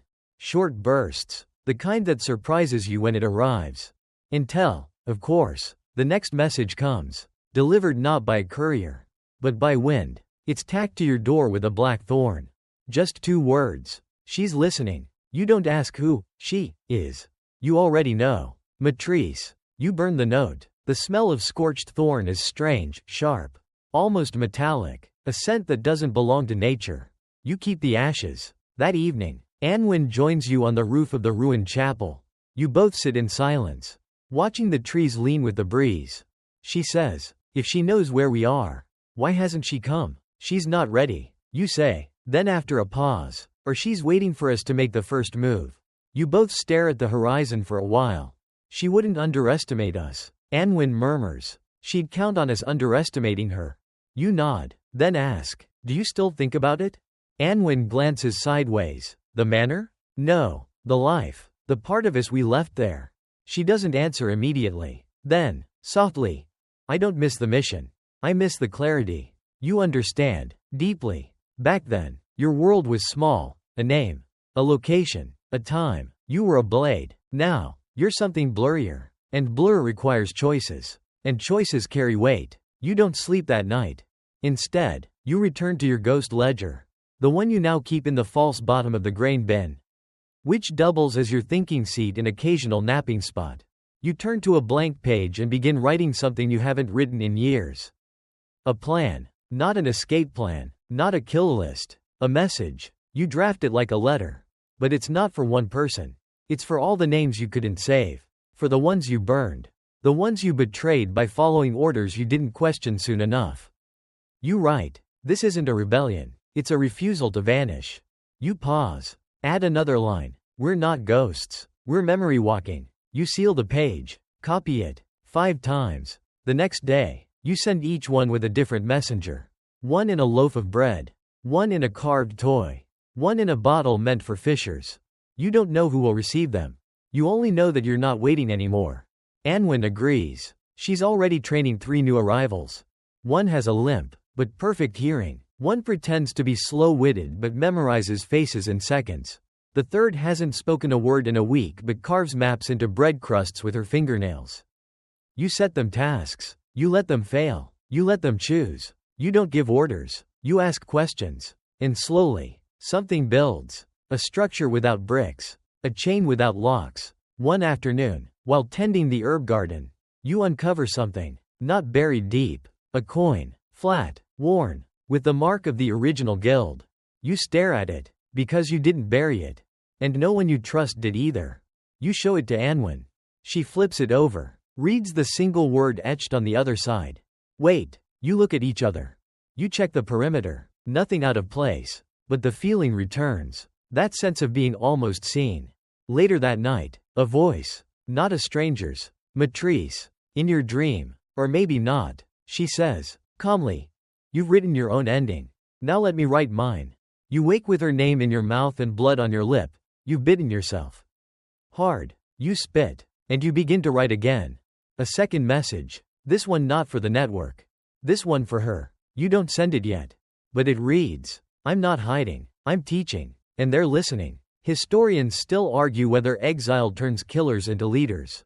Or merely lonelier killers. Whether you can truly build a future from broken oaths and half-burned maps. You think, maybe not. But maybe that was never the point. Maybe survival isn't the end of the story. Maybe survival is just where memory begins.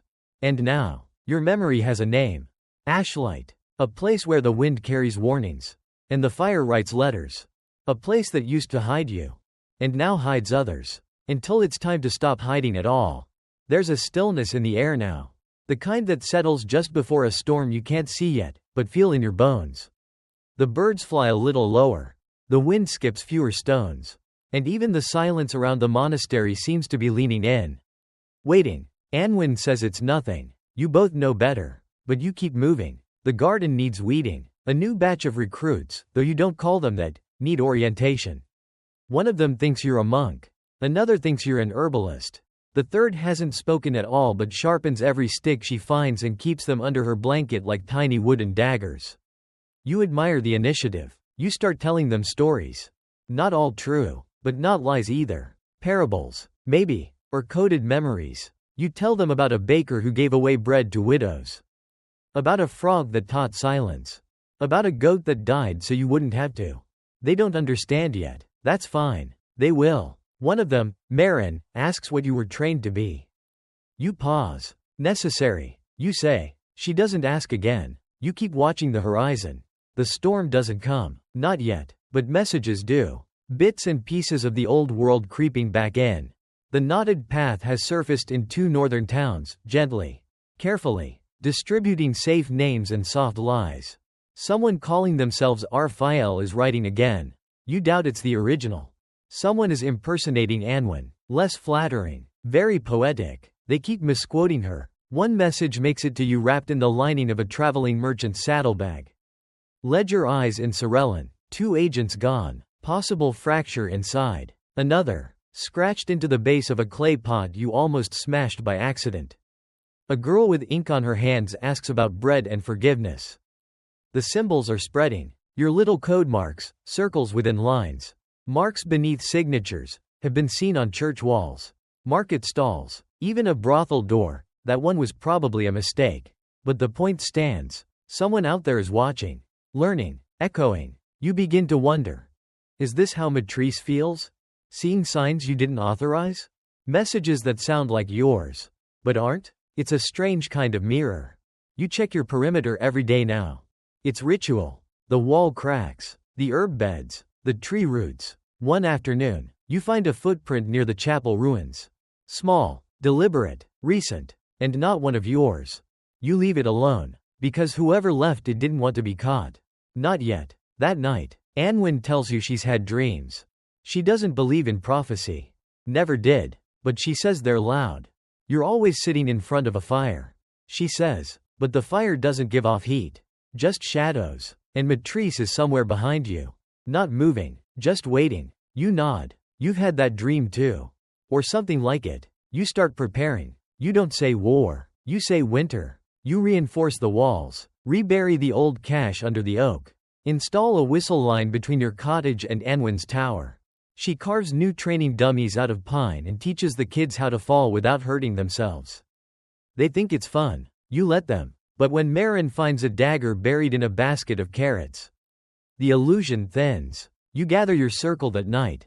The original 7. The ones who walked away with you. You pass around bread, salt, dried fruit. It's not a war council. It's a remembrance. You say, "We're not a fortress." Someone nods. You say, "We're not a church." Someone else, laughing. "Not with your sermons." You say, "We're a fire in a cave. Warm for those who find it. Hidden from those who hunt it." And then you say nothing. Because anything else would feel like leadership. And you're still allergic to that. Later, in the dark, Anwin asks you quietly, "If Matrice comes, what do we do?" You're quiet for a long time. Then, let her find what she made. Historians still argue about the nature of loyalty among turncoat agents. Whether defection bred fanaticism, or something softer. Whether ideology really fueled the fragments of the knotted path, or if it was just guilt wrapped in rebellion. You think maybe it doesn't matter. Motives shift, maps fade, names get lost, but kindness? That survives. So you write another letter. This one you bury beneath the chapel floor. It says, "If you find this, you were meant to. If you don't, that's fine too." Some fires aren't signals, they're just warmth. You sleep that night, not deeply, but steadily. And when the wind changes again, you're ready to follow it.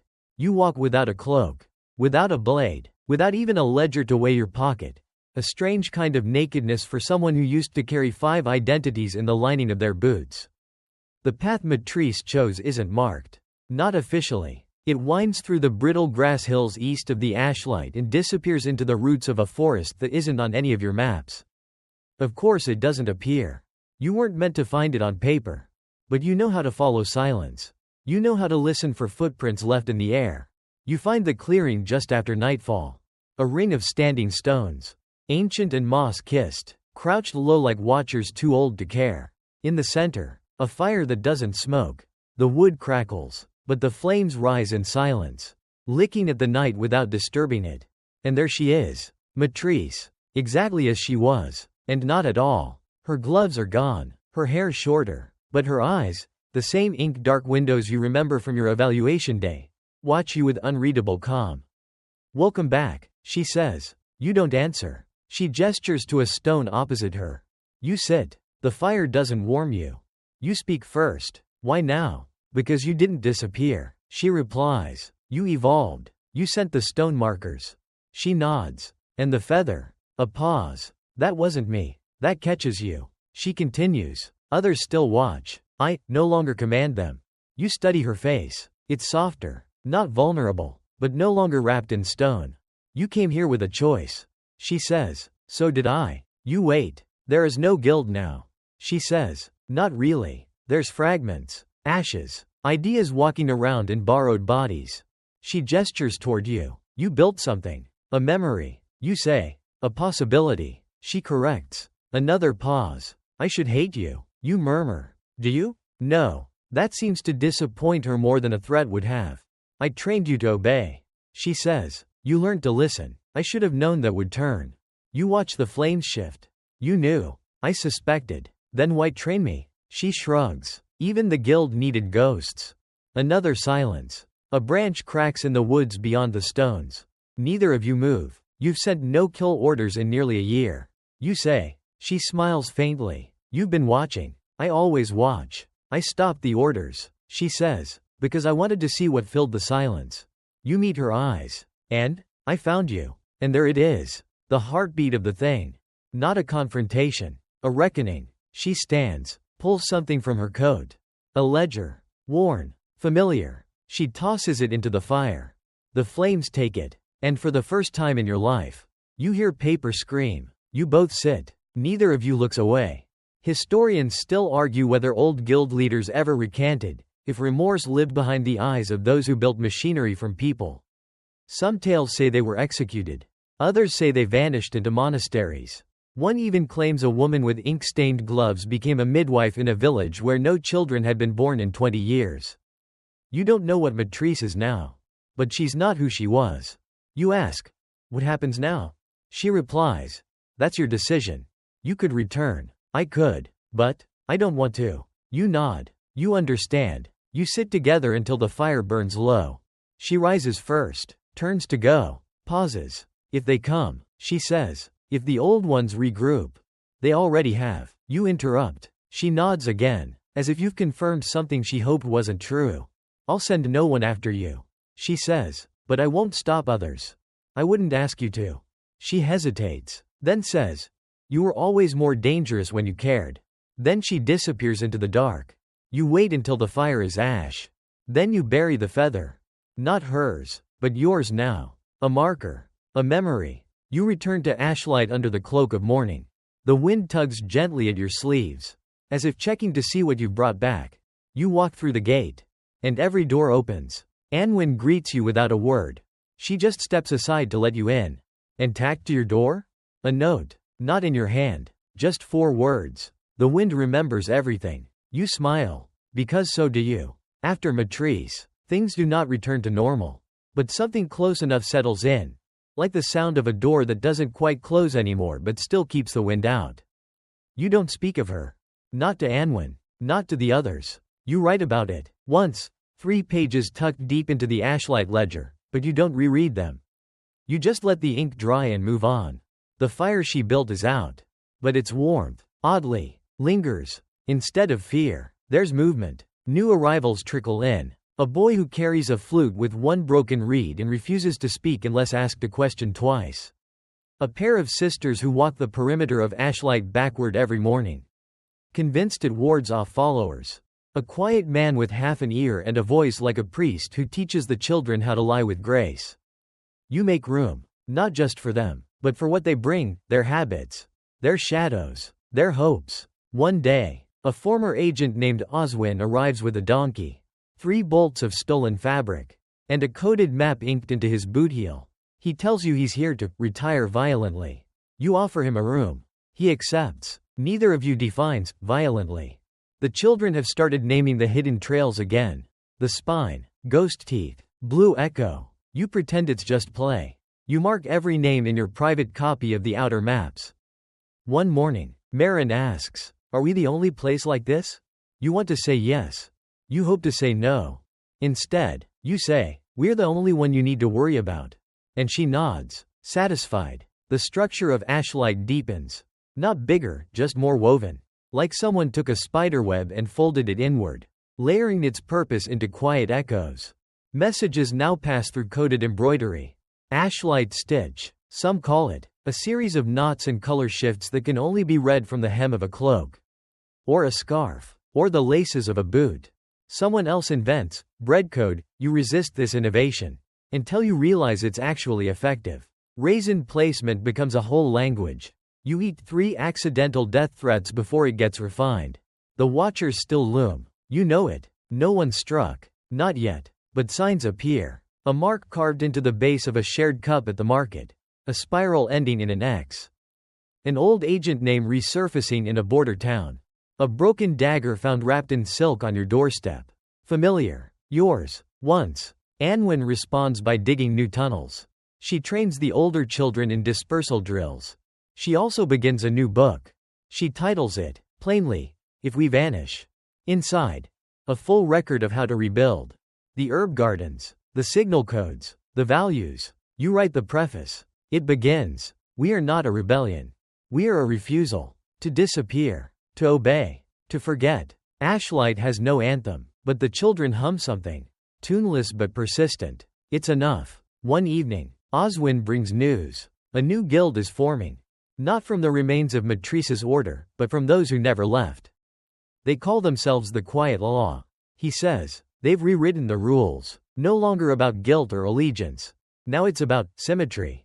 You arch an eyebrow. Meaning? They only killed to balance something out. A moral economy. Anwen mutters. Ledger with blood on both sides. Oswin shrugs. Better than the old ways. But not by much. You know what's coming. Sooner or later, they'll find you. You're an imbalance. A ghost out of place. You look at your garden. Now beginning to flower again. You think of Ivan, of Gavrin, of Matrice, watching the fire burn her last ledger. And you know what ashlight is now. Not a refuge. A compass. Pointing not toward escape, but redefinition. So you begin teaching again. Not just silence, and blades, and movement, but memory. How to carry a name. How to bury it, and still keep it warm. You teach the children how to forge documents. And how to undo lies without creating new ones. You teach Oswin to bake. He's terrible. But the effort becomes legend. Historians may one day write that assassins disappeared after the fall of the ledgers. That the age of quiet blades ended with the age of ink. They'll be wrong. Because ashlight remains. And memory doesn't vanish. It walks. In boots worn smooth. In silence taught kindly. In children who carry stories in their pockets and coated raisins in their bread. And in the ones who left behind fire. But never stop watching the smoke. The season turns slower here. You hardly notice it at first. The nights arrive earlier. Sure. And the wind no longer feels like a visitor but like something settling in for good. But it's the birds that give it away. Fewer songs in the morning. More pauses in the sky. As if even the sparrows are reconsidering their routes. Ashlight adjusts accordingly. The herb beds are packed with straw and low hopes. The tunnels are inspected again. Anwen makes a new map by memory. Then tests herself blindfolded. She still gets through faster than you. The children grow quieter. Not afraid. Exactly. Just aware. And then, the bell rings. Once. Just once. You built it yourself. After the old chapel bell cracked clean in two. This one is smaller. Hidden. Tuned for a tone that doesn't quite echo. A signal only Ashlight understands. The bell means incoming. Not an attack. Not yet. But someone, out there, crossed the boundary without a signal. You move fast. Anwen takes the north trail. Oswin takes the lower tunnel. You walk the main path like someone with nothing to hide and no patience left to pretend otherwise. You find her at the ridge. A young woman, no older than 20, dressed like someone pretending not to have a past. But the boots give her away, silent, soft-souled, guild issued from a decade you remember all too well. She doesn't run. She stands there with her hands visible, palms out, mouth shut. You approach. She waits. I won't ask who sent you. You say, I'd lie. She replies. You nod. She holds out a scroll. Sealed in wax you don't recognize. A new mark, elegant. Too clean. Like someone who values aesthetics over secrecy. You break the seal. Inside. To the architect of Ashlight. We recognize the path you've carved. We neither bless nor condemn it. But the quiet law has eyes now. And a ledger of its own. We will not erase you. Unless you tilt the balance again. Remain still. Let the silence be shared. QL. You read it twice. Then a third time. The message is restrained. Measured. Not a threat. Not an offer. A line in the dirt. You look at the girl. Courier? You ask. Observer. Are you staying? Should I? You don't answer. Instead, you say, come eat something. She hesitates. Then follows. You don't tell her what's in the bread. She doesn't ask. Anwen joins you later. Eyes sharp. Hands never far from her belt. She's testing us. Anwen says. Or warning us. You reply. You both know it's the same thing. You give the observer a job. Sorting parchment. Cleaning tools. Recording weather changes. She's smart. Polite. Keeps to herself. One morning, she leaves a note tucked in your ledger. You're not hiding. You're anchoring. You don't know if it's praise.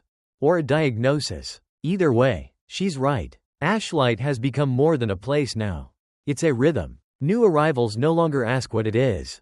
They ask how they can help. The herb beds bloom again. The bread messages get smarter. The outer path, once just a patrol route, is now lined with stones. Each carved with a single word. Remember. Pause. Bend. Continue. Echo. Wait. One morning, you hear a new sound. Music. Badly played. A lute with only 4 strings and a tempo that keeps forgetting itself. You don't stop it. Because it's proof. Proof that something is growing that wasn't trained. That wasn't ordered. That simply wants to exist. Later, you and Anwen sit at the edge of the ridge. Legs swinging over the mossy ledge. She says, do you think they'll come again? You say, yes. She nods. Then, do you think we'll survive it? You shrug. I think we'll remember it. Historians will never write about Ashlight. There are no banners here. No battles. No monuments. Only names carried forward by word. Not ink. Only memory passed hand to hand like warm bread. Only kindness. Coded. And blades that now only cut rope. And thread. And old habits. But if one day someone asks where the ledger failed, you'll say, it didn't. It transformed into something no one could control, but many could protect. There's a fog today. Not the rolling kind that makes everything feel like a painting, but the thick, woolly sort that presses up against your skin like it's checking your pulse. You walk slowly through it, boots soft on the earth, fingers trailing along the edges of damp leaves. Every breath you take tastes like stone and pine. Ashlight feels muffled, the kind of quiet that suggests something is listening. You pause by the eastern wall. The stone is cracked again, not from force, just the slow, relentless shift of weather and time. You trace the fracture with a fingertip, then wedge a pebble in the gap, like you're keeping its memory from leaking out. Behind you, Marin approaches. She's taller now, quieter, too. Her shadow doesn't fall as heavy as it used to. There's someone at the gate, she says. You nod. You already knew. You walk the path, counting each step, not because you need to, but because it feels like the kind of morning where numbers matter. The figure waiting by the gate isn't who you expected. Not another courier. Not a ghost from your past. Just a man, old, wrapped in a cloak that's seen more rain than sun. He's holding something. A book. No weapon. Just the weight of words. You stop 3 paces away. He looks up. His eyes are a blue that's almost gray. Like sky turned inside out. You're the one who wrote about silence. He says. You say nothing. He continues. I was told to find the fire that doesn't smoke. You arch an eyebrow. And what do you think you found? He holds out the book.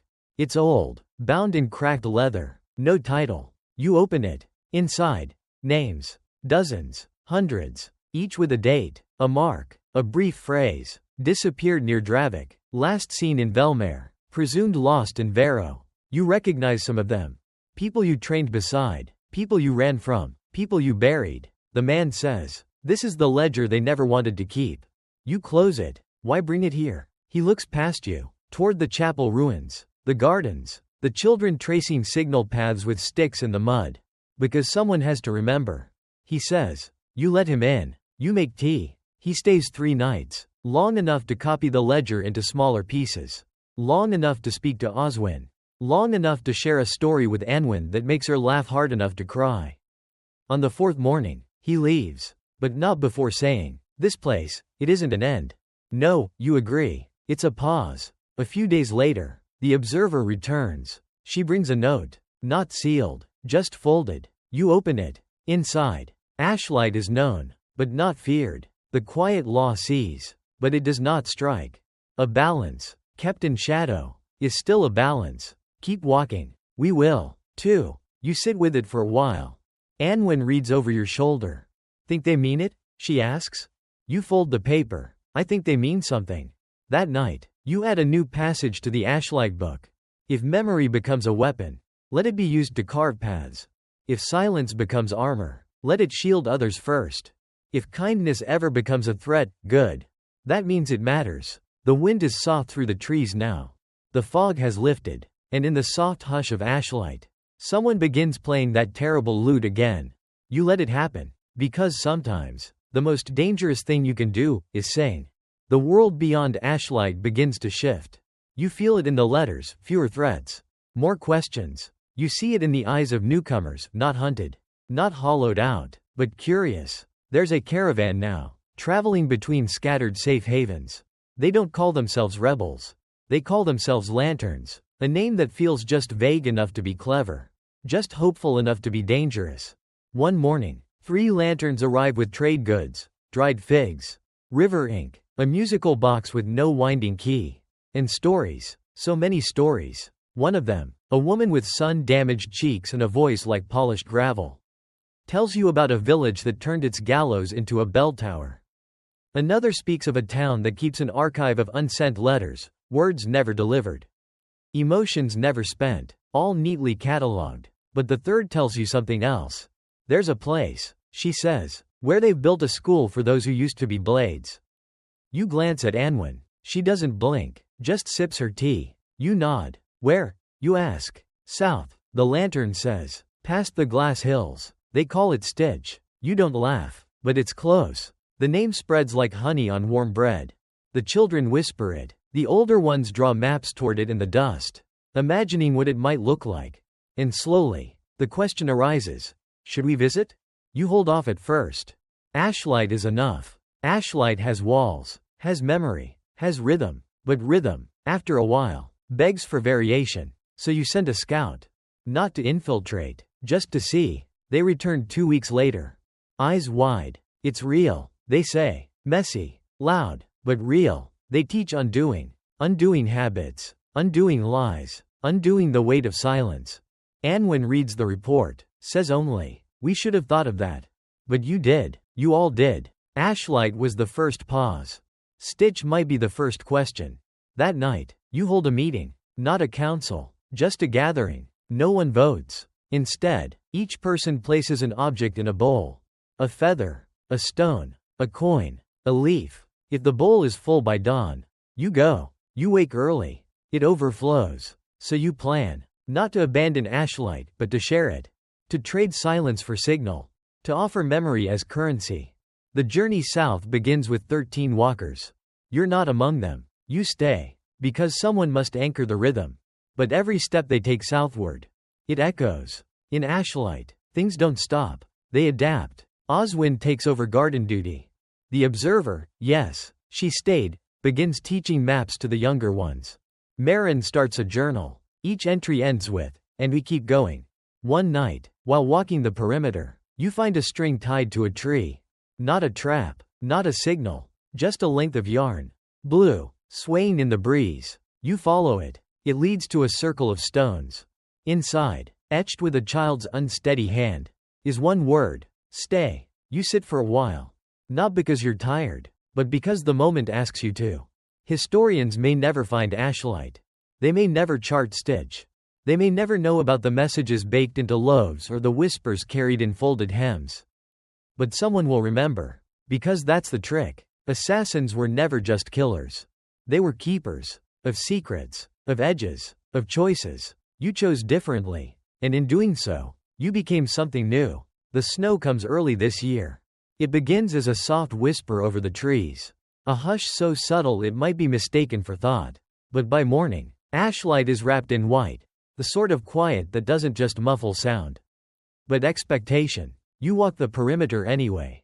Snow makes everything slower. It gives away movement. Every track, every trail, every step that doesn't belong, it all lingers longer than it should. You like that. It's a rare kind of honesty from the world. Oswin joins you halfway around. His breath forms little clouds that hang in the air, undecided about which way to drift. He says, there's talk of a signal. From Stitch. You arch an eyebrow. He hands you a folded paper, creased, worn, warmed slightly from his coat. Inside, a map. New routes. New names. A system of safe houses not built by rebellion, but by memory. At the bottom, scrawled in looping ink, they've started calling us the second silence. We thought you should know. Also, we have soup now. You don't smile. Not with your mouth. Anyway, later that day, Marin shows you a new game the younger children have invented. They call it Threadwalk. The idea is simple. Walk the path blindfolded, but leave a thread behind you. If you make it back without the thread breaking, you're ready. You ask, ready for what? She shrugs. To walk somewhere without having to look back. You nod. You understand. The observer, she never gave you a real name, starts carving words into the beams of the chapel. Not deep. Just enough for your fingers to find if they're curious. You run your hands along them one evening. They say things like, here's where it changed. Don't forget the boy with the flute. We were more than memory here. And your favorite, even shadows can grow gardens. Snow continues to fall. And with it, a kind of stillness you haven't known since before your first blade. Your first lie. Your first ledger. But even now, stillness doesn't mean stagnation. In the kitchen, Oswin teaches the children how to make something he calls surprise bread. It's terrible, but every loaf contains a hidden word written in dough and tucked inside wax paper. Words like bravery, crumb, and maybe. You eat one. Yours says, almost. You choose slower after that. Anwen begins writing again, not ledgers. Stories. Fiction. She insists, but you see the shapes of old truths inside them. The names change. The endings softened. but still familiar. You ask to read one. She says, only if you promise to forget half of it. You agree. The story begins with a woman who climbs a tower not to hide, but to listen. You understand immediately. It's not about you, but it is for you. That night, the stars appear clear for the first time in weeks. The observer joins you by the ridge. She says, they're lighting beacons again, small ones, all along the old coasts. You look up. No fire visible from here, but you feel the warmth in her voice. Do we respond? She asks. You shake your head. Not yet, because not all fires need answering.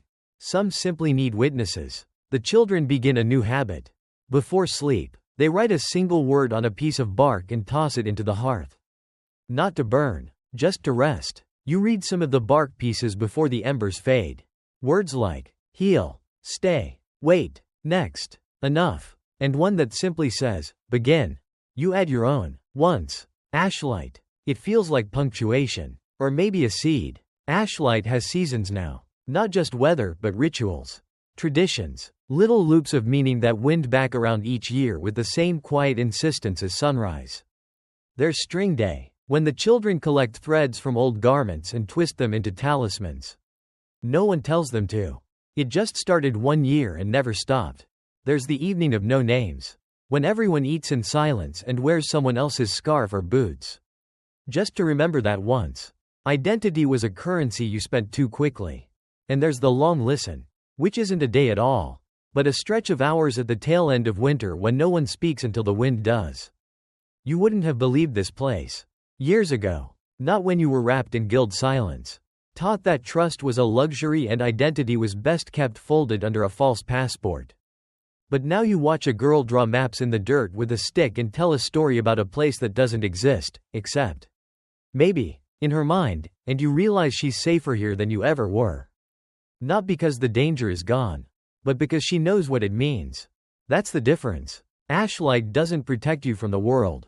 It teaches you how to recognize it, and still breathe anyway. News from the outside trickles in like rain through stone. The quiet law is fracturing. Not violently, just spreading.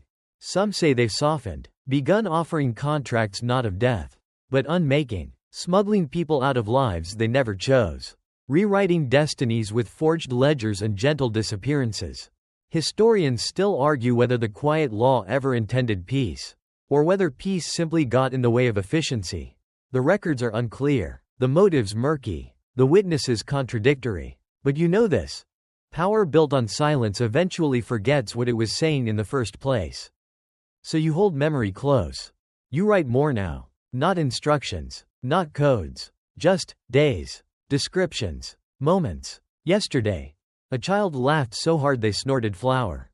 Last week, a newcomer taught the group how to build a stove from river stone. 3 nights ago, you dreamt of a field, and woke with dirt under your nails. Marin has taken to climbing trees. You don't stop her. You just remind her how to fall safely.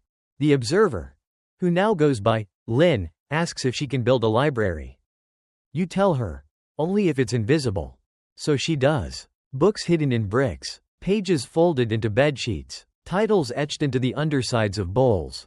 It's brilliant, and deeply inconvenient. You love it. One afternoon, Oswin announces he's leaving, not out of fear, out of curiosity. There's a town, he says. They need someone who knows how to make bread taste like a secret. You nod. He hugs you. It's awkward. You let it happen. Later, he leaves behind a final loaf. Inside, on the wax paper, one word, thanks. You keep it in your ledger, pressed flat like a flower you're not ready to forget. The seasons turn again, and with them, a softness creeps in, not weakness, just the kind of strength that no longer needs armor to prove itself. Ashlight breathes. You breathe with it, and somewhere out there, others begin to do the same. You wake before the sun. It's one of those mornings where the air feels older than the day. Like it's been waiting all night for you to notice how still it is. Even the trees seem quieter, branches not rustling. Just remembering. You sit on the chapel steps, holding a cup of something warm and unremarkable, watching the sky fade from indigo to bruised to pale blue. And for once, there's no one asking questions. No whispered warnings, no urgent footprints pressed into the mud. Just breath and light. Later, you walk to the west ridge. The one with the widest view. Where the trail to Stitch finally disappears into memory. It's been nearly a year since you sent that first group out. 2 have returned. 4 more left in their place. The rhythm. Again. One of the returnees brought a seed. No one knows what kind. It's small, shaped like a tear, hard as stone, but they said it came from a garden where they teach children how to speak in gestures instead of lies. So Lynn plants it. And every morning, one of the children checks on it. No one expects it to grow. That's not the point. The point is watching. You hear laughter near the lower well. Turns out, someone convinced a handful of the younger ones to host a play, a reenactment of The Last Mistake. Which is apparently what they now call the very first failed mission you ever undertook. You're not offended. They get most of the facts wrong, of course.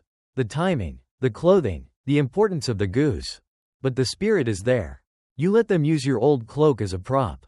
At one point, the character meant to be you falls flat on their face in a pile of leaves and yells. I meant to do that. The entire hillside laughs. So do you. Because once upon a time, you would have punished that kind of levity. Now, you build sets for it. Ashlight has become something new. Not just a refuge, not just a rhythm, a memory machine. Every person who walks through its gates adds a stitch, a flavor, a story. And you? You're the spool, no longer pulled tight by duty or guilt. Just steady. Lynn completes the invisible library. She adds a new entry, the guide to starting over, in secret. You ask to read it. She says, you already lived it. That evening, the bread is shaped like birds. Apparently it's symbolic. Apparently everything is now. You sit with Anwin by the hearth as the fire crackles like a familiar joke. She doesn't say much anymore. Doesn't need to. But tonight she does. You ever think we were wrong? She asks. You tilt your head. About what? About surviving. About building. About teaching them all this. You think for a long moment. Then say, only when I see them start to run from joy. She nods. I haven't seen that, she says. And you know she's right. Tomorrow, the courier leaves again. Not with a warning. Not with an apology. With an invitation. Someone out there is carving a new haven. One with no name yet. But with plans for shared walls and unraveled codes. They want Ashlight to help them start. Not lead. Not instruct. Just witness. You agree. Because witness is what you've become. Not a shadow. Not a blade. Just eyes that remember. And hands that plant. And a voice that tells stories gently enough that even nightmares forget to listen. You write one last entry in the Ashlight ledger that night. Not a record. Just a sentence. Today, nothing needed fixing. You close the book. And sleep. Morning comes in layers now. First the faint gray behind the trees. Like a secret being slowly remembered. Then the sound of wood shifting in the cold, old beams stretching. Joints creaking like sleepy bones. Then the smell. Ash. Damp earth. Someone already making tea. You rise without hurry. Because nothing in Ashlight ever rushes anymore. You take your time on the path. Moss has crept up over the stones again. Softening every sharp edge. There's a kind of grace in that. How time insists on gentleness. Even over things once meant to cut. At the old south gate, you find Lynn drawing a new map in the frost. Not with ink, just her fingertip. Tracing spirals and dotted lines that melt almost as fast as they appear. She looks up and says, I think the world's ready for more than one Ashlight. You don't answer right away. Because you've been thinking the same thing. Marin interrupts breakfast that morning to announce she's leaving in the spring. I want to see the river that freezes sideways. She says. You nod. You help her pack. You stitch a map into the lining of her coat, one that doesn't point anywhere. But just says, remember warmth. She leaves with no ceremony. Only hugs and bread and a scarf she didn't ask for but clearly needs. And that's how it begins again. 1 becomes 2. Then 3. Then more. Not all from Ashlight, but from the idea of it. In whispered conversations. In coded flourishes. In silent rooms where someone decides. Not today. Not another cycle of blade for blade. You hear rumors of a place by the eastern cliffs where ex-spies run a bakery that only sells to those who speak in riddles. Another in the old mining city that teaches former informants how to carve stories into stone. No leaders. No manifestos. Just pockets of stillness, stitched together by shared memory. You begin writing again. Not for the ledger. Not for history. But for those places. You call it the quiet craft. A book of patterns, not instructions. Of metaphors, not rules. One page reads, if you must walk into danger, bring seeds. If you must speak, choose softness that cuts deeper than steel. If you must disappear, leave something blooming in your place. You send it out in pieces. One chapter folded into a satchel of flour. One etched into the underside of a wooden spoon. One hummed as a lullaby by someone who used to be called Shadowhand. Anwen finds you reading by the stream. She sits beside you and says, feels like it's working. You look around. The water flows slow, lazy, not afraid to take the long way. A child tries to balance a book on their head while walking backward uphill. Someone's carved the word, belong, into a stone and left it by your foot. You nod. It is, you say, and somewhere in the back of your mind, you remember that mirror, the cracked one hanging in the chapel. The one that no longer reflects the past, but the light as it comes in. Ashlight still stands, but more importantly, ashlight spreads. Spring arrives like a rumor this year. Not loud, not sudden, just the kind of gentle insistence that slowly turns frost to dew and makes the birds forget they were ever silent. You notice it in the way the dirt smells richer, in how the wind no longer stings but brushes. Curious again, ashlight doesn't prepare for spring like it used to. There's no scramble to repair, no inventory of what's broken. Instead, there's a kind of soft readiness, everyone simply shifts with it. Blankets tucked away, cloaks hung lighter, boots aired out on the chapel railing like sleepy flags. Someone paints a sun on the well lid. No one admits to it, but they all smile. One afternoon, Lynn and a few of the older children return from a 2-day walk downriver. They carry nothing in their hands but stories about a hollow tree that sings when it rains, and an old woman in a tattered red shawl who sells honeycomb wrapped in pages of forgotten books. They also bring word. Stitch has named a festival. Not for rebellion, not for survival, just for gathering. They're calling it the day between. A time to rest between endings and beginnings. They want Ashlight to send a representative. You laugh softly when you hear it. Because Ashlight has never had a representative for anything. You imagine sending the breadmaker. Or Lynn, or Marin if she hadn't wandered off again to chase river fog. In the end, you ask Anwen. She blinks once, then says, fine, but I'm not dressing up. She goes. She returns with a flower crown anyway. Says nothing about it, but keeps it on the mantle like a dare.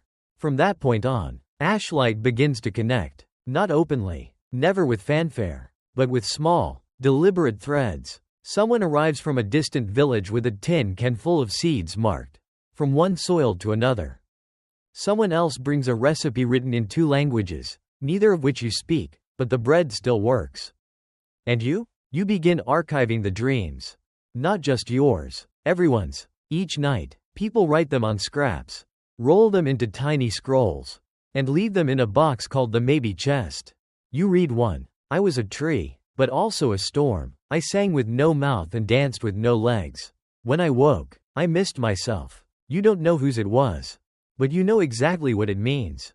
Even now, sometimes, you wake before dawn and feel the pull to walk the perimeter. The habit remains, but the reasons change. You're not looking for threats. You're looking for beginnings. And on one of those mornings, you find it. Not a weapon, not a message. A plant. Tiny, green, awkward. The seed from Stitch has finally sprouted. The child who first watered it bursts into tears. You just kneel beside it, placing a hand on the soil, not to touch the plant, but to remember what the earth felt like before. Before pain, before purpose, just dirt. Now growing. Ashlight doesn't change the world. It's not supposed to, but like all quiet things, it makes the noise softer. The days stretch long now. Not in that heavy, punishing way they used to, when time felt like a hallway with no exits. Now, each moment unfolds like a ribbon unspooling from a quiet hand. You feel it in the way light hangs across the fields. Warm and slow, like it's in no rush to leave. There's talk of planting again. Not just food, but color, flowers this time. Marin wants marigolds. Lynn suggests night-blooming jasmine. You suggest anything the goats won't eat. It becomes a joke, a gentle one, and then a project. The flower beds are built crooked. Nobody cares. They're beautiful anyway. You sit with the children by the fire one night and they ask again for the one about the goose. You roll your eyes and tell it, again, and when you get to the part where the goose honks at precisely the wrong moment, someone honks from the back of the group. Laughter breaks the night like a soft clap. It echoes. This is how memory becomes myth. Not through books or bells, but by being shared, again and again, in laughter and clay and bread that hides secrets and stories you no longer need to conceal. One evening, a package arrives. No sender. Inside, a small mirror, cracked at one edge, wrapped in linen, and a note, for the one who stopped looking over their shoulder. You hang it in the chapel, not to see yourself, but to remind others that it's okay to be seen. Lynn begins drawing again, this time, maps of imagined places, towns that curve around waterfalls, cities made entirely of staircases, islands shaped like sleeping faces. She shows you one with a road that spirals inward instead of out. You ask what's at the center. She says, that's where you plant the seed. You nod. There are new travelers on the path. Some come to stay. Others just pass through. No one leaves empty. Ashlight has no flag, no anthem, no motto. Just the hum of bees, the sharp scent of wood smoke, and a ledger full of possibility. The quiet law still exists. Somewhere, but it doesn't weigh the same. You wonder sometimes whether they know what you've built here. And if they do, why they haven't come. Maybe they're watching. Maybe they're hoping. Maybe they've forgotten how to erase what has already forgiven itself. The bell tower, the broken one, the one you swore you'd never fix, finally falls in on itself. No one panics. They gather the stones and begin again. No ceremony, no vote, just hands, moving in rhythm, and in that quiet movement, a truth. Ashlight isn't a place. It's a choice. Every day. A decision to unlearn cruelty. To mistrust silence that doesn't protect. To believe, somehow, in again. And maybe that's the real trick. Not surviving, not hiding, but building something soft, and letting it last. Wind down, final 300 words. So now, as the sky grows soft above Ashlight, and the trees breathe slower than they did this morning, you feel the hush settle in your bones like it belongs there. The kind of hush that isn't empty, but full of echoes, of remembered laughter, of threads still tied to names you no longer need to whisper. The fire is low now, but not out. It doesn't need to be bright to be warm. Somewhere nearby, someone hums off key. Somewhere farther, a bird calls once, then quiets. You shift your weight. The ground is kind beneath you. And if you listen carefully, you can still hear it. The bread cooling on the sill. The low creak of the chapel's last beam settling into the earth. The garden gates brushing closed behind someone who's not afraid to walk without a weapon. Breathe in, just once more. Let the memory of what you've become settle like a blanket across your shoulders. You are no longer shadow. You are soil, and seed, and story. Sleep now. Ashlight will hold the rest.